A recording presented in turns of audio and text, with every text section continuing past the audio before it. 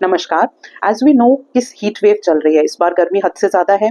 तो pregnant patients जो OPD में आ रहे हैं उनमें अक्सर ही हमें फटीगनेस, टायर्डनेस, चक्कर, क्रैम्प्स इनकी कंप्लेंट्स बहुत फ्रीक्वेंटली मिलने लग गई है।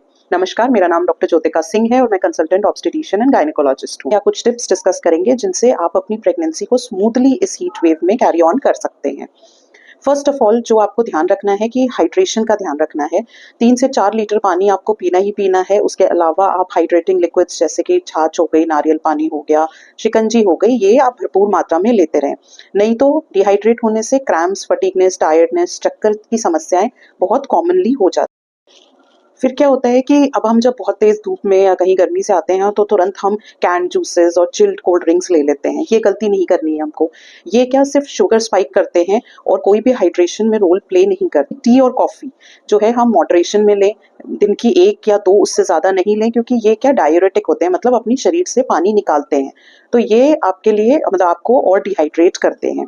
डिहाइड्रेशन से क्या होता है कि लेबर पेन्स भी इंड्यूस हो सकते हैं, इसलिए आपको ध्यान रखना है अपने हाइड्रेशन का।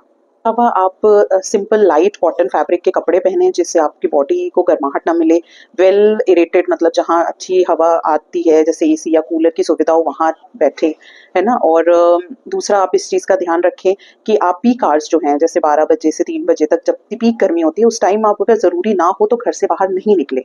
और इन केस अगर आपको निकलना होता है तो अपने बॉडी को कवर करके निकलें, मिनिमम ज्वेलरी पहने और सनस्क्रीन ज़रूर अप्लाई करें।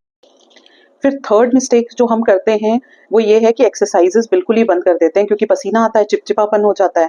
तो एक्सरसाइज जो है वो हमें रोकनी नहीं है। हाँ, हाई इंटेंसिटी वर्कआउट्स आपको नहीं करने हैं, जैसे लो इंटेंसिटी वर्कआउट्स कर लें, योगा हो गया, वॉकिंग हो गया, है ना। एंड दूसरा ये है कि अगर आप एक्सरसाइज बिल्कुल बंद कर देते हैं तो स्टिफनेस, बैक एक, इन सब की प्रॉब्लम्स बढ़ जाती हैं। तो एक्सरसाइज को रोके नहीं, लो इंटेंसिटी रखें और कोशिश करें कि आप घर में ही अपना वर्कआउट कर लें। फिर एक कॉमनली मिस्टेक जो हम करते हैं वो ये है कि खूब सारे गोलगप्पे, स्ट्रीट फूड, चटपटा फूड खाते हैं इस टाइम, जो कि नहीं खाना है, क्योंकि ये सिर्फ इन्फेक्शन का सोर्स है। एंड अगर इन केस आपको वॉमिटिंग, एक्सेसिव चक्कर या फिर लूज स्टूल्स या फिर कम यूरिनेशन की प्रॉब्लम हो रही है तो अपने ऑब्स्टेट्रिशियन से तुरंत मिले एंड उनसे कंसल्ट करके ही मेडिसिन लें। सो होपफुली ये कुछ टिप्स आपके लिए हेल्पफुल रहेंगी। जो भी आपकी फ्रेंड्स हैं, वुड बी मॉम्स हैं आपके नोन में, नेबरहुड में, उनसे शेयर करें and keep following. Thank you.